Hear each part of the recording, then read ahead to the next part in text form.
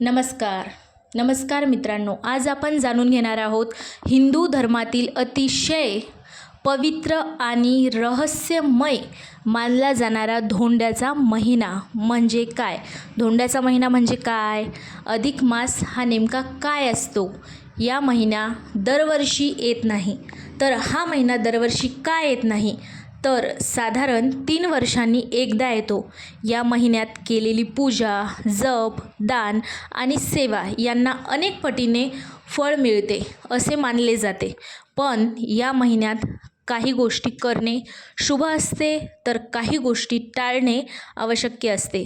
तर चला जाणून घेऊया अधिक मास का येतो, याला धोंड्याचा महिना का म्हणतात आणि या महिन्याचे नियम काय, कोणती पूजा करावी आणि कोणत्या चुका टाळाव्यात. व्हिडिओ शेवटपर्यंत नक्की बघा, कारण शेवटी मी सांगणार आहे एक असा उपाय जो अधिक मासात केल्यास जीवनात सुख समृद्धी येते. अधिक मास म्हणजे काय?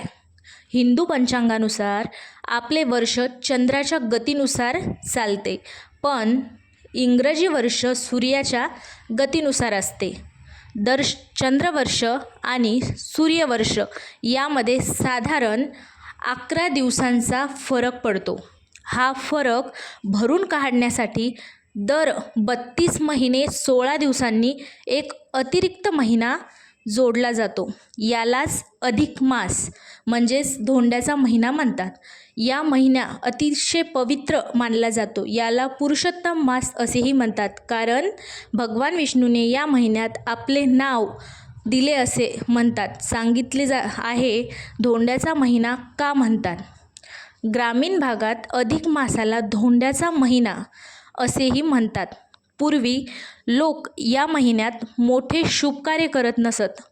लग्न, गृहप्रवेश, मुंज यांसारखे कार्यक्रम टाळले जात. म्हणून काही लोक या महिन्याला कमी महत्त्व देत आणि धोंड्याचा महिना म्हणत. पण धार्मिक दृष्टिकोनातून पाहिले तर हा महिना अत्यंत पुण्यदायी आहे. या महिन्यात केलेली भक्ती अनेक पटींनी फळ देते असे मानले जाते. पुराणातील कथा. एकदा सर्व महिने आपापले महत्त्व सांगत होते, पण अधिक मासाला कोणीच मान देत नव्हते. दुःखी होऊन अधिक मास भगवान विष्णूकडे गेला. तेव्हा भगवान विष्णूंनी सांगितले, आजपासून तू माझा प्रिय महिना असशील. तुझे नाव पुरुषोत्तम मास असेल. जो भक्त या महिन्यात जप, तप, दान आणि सेवा करेल त्याला विशेष पुण्य मिळेल. तेव्हापासून अधिक मास अत्यंत पवित्र महिना मानला जातो. अधिक मासात काय करावे? भगवान विष्णूची पूजा. दररोज विष्णू सहस्त्रनाम, श्रीस्तुत किंवा ओम नमो भगवते वासुदेवाय मंत्राचा जप करावा. नंबर 2, दानधर्म. अन्नदान, वस्त्रदान, गरजूंना मदत करणे अत्यंत शुभ मानले जाते.